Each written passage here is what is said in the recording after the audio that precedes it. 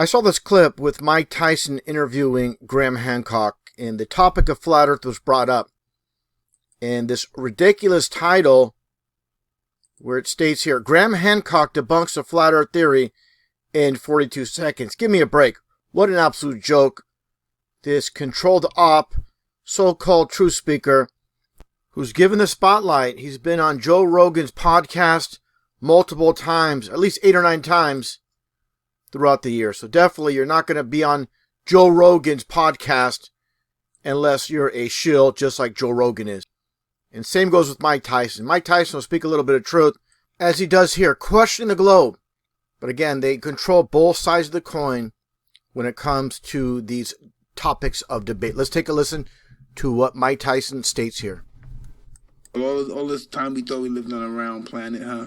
We have no fucking evidence to believe that we're on a round planet, only by people telling us. But and Mike Tyson speaking the obvious truth. People just believe what people tell them. And obviously he's referring to people in science, people in the media, as far as the ridiculous ball earth is concerned.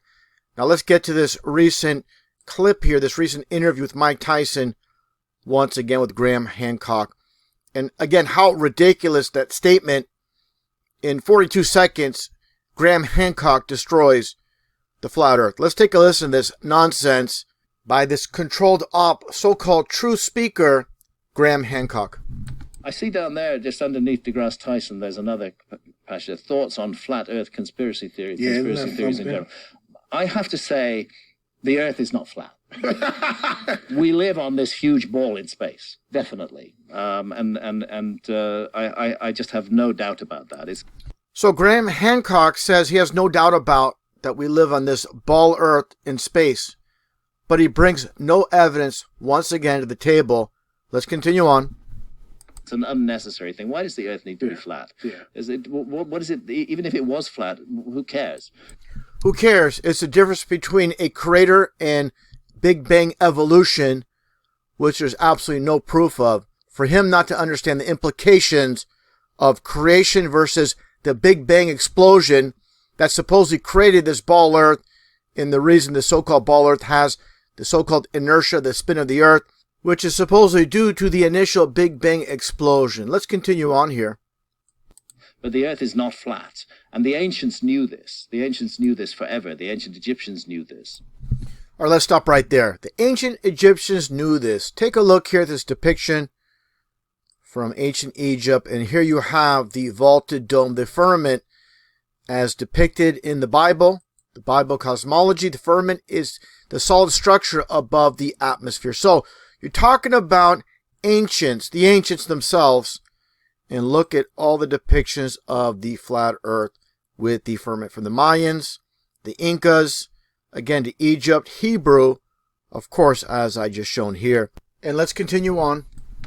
Everybody knows that the earth is not flat. You just need to stand on a cliff and look at a distant ocean horizon and see a ship come towards you, and you'll see the funnel of the ship first before you see the deck of the ship. Yeah. That's because it's coming around a curved horizon. An absolutely ridiculous claim that's been debunked over and over again. Let's take a look here at this cargo ship out at sea. And as you look at this cargo ship through a P900 digital camera, you can see obviously the bottom of the ship itself. Okay, this is clear as day. And obviously, take a look at all the cargo this ship is holding. Imagine all that cargo being held on the side or the bottom of the earth by that magical so-called force of gravity. Now take a look at the ship absolutely disappear without a trace. So what does Graham Hancock have to say about this? This is clear as day. It's not because somehow magically the digital camera can wrap around the so-called ball earth. It's called perspective. And perspective, when it comes to these telephone poles, they're all the same height, but due to perspective, once again, they're going to look shorter as you look at them towards a distance. Some might say this is just a depiction. It's just artwork. Well, let's take a look here in the real world. Again, the closest telephone pole looks the tallest. Again, they're all the same height. So this is not going around the so-called ball earth. Okay, it's due to perspective and understanding how the human eye works. Just like these ships at sea, This is not due to the so-called curve of the earth. This is due to perspective, as I shown once again with the telephone poles. Okay, this is so very simple, so very easy to understand. And once again, how small is the ball earth?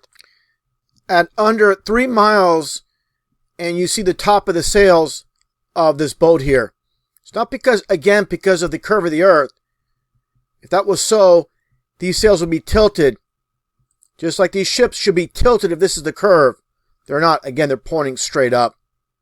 So again, it should be more or less like this. From the viewer's perspective, just like these buildings on the so-called bollard should be tilting away, which we never see. Those ships should be tilting away, obviously, as we never see. And just on closing here, this straight vantage point from San Pedro, California, the LA area, it's called sea level for a reason, because water always seeks its level. Water does not lie, people do. And again, people do not want to hear the truth. They don't want their illusions destroyed. When they're 5 years old, they're told they're living a ball, and they never questioned again at that point. That's called programming.